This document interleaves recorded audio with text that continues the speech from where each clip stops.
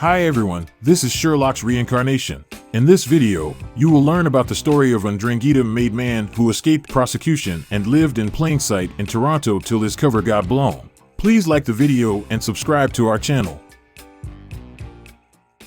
Ndrangheta is a powerful organized criminal group based in Calabria, Italy. It has become one of the biggest criminal organizations in the world, extending its influence in North and South America.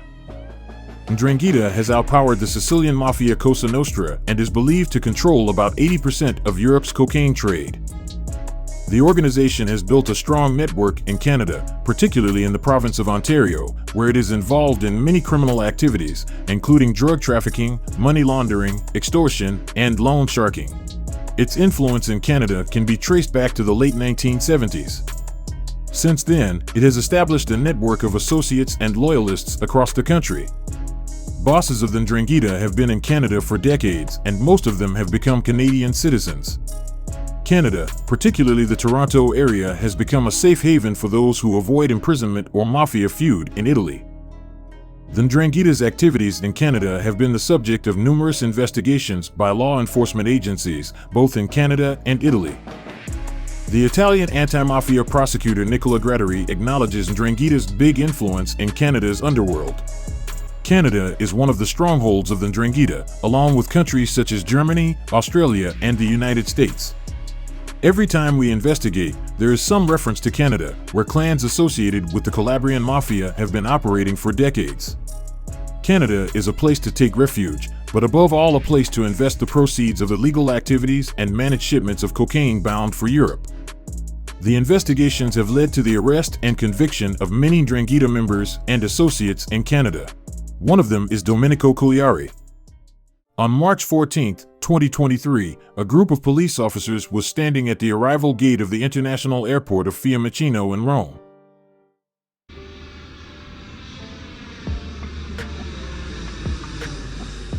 When an Air Canada jet arrived from Toronto, police officers immediately headed toward the door of the airplane and seized the suspect. The 40-year-old suspect Domenico Cagliari, who had criminal charges in Italy for involvement in organized crime, armed bank robbery, and receiving stolen goods, is an active member of Ndrangheta. He was living in Toronto and married a Canadian woman. Since his arrest in 2020, he has been seeking refugee status to avoid extradition to Italy. Cagliari is known as Scrick, which means writer in Italian. He was considered as a close and serious member of the Bonavoto clan, one of the Ndrangheta clans in the province of Vibo Valentia. When he was in Italy, he was acting as a messenger, delivering pizzino, a small slip of paper for secret communication between clan bosses. According to the court records, he met senior members of the Bonavoto clan more than 100 times. He was also known as a frontman in the Bonavoto boss's bar, running the bar to launder money. The Bonavoto clan, led by Domenico and Pasquale Bonavoto, started to establish a presence in Canada in the 1990s, and some members of the clan have been living in Ontario since 2009. In 2016, Cagliari was convicted of illegal cultivation of around 800 cannabis plants in Italy, which he claimed was for personal use.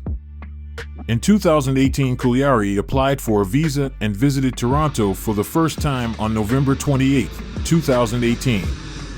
He visited Toronto in March, July, and December 2019.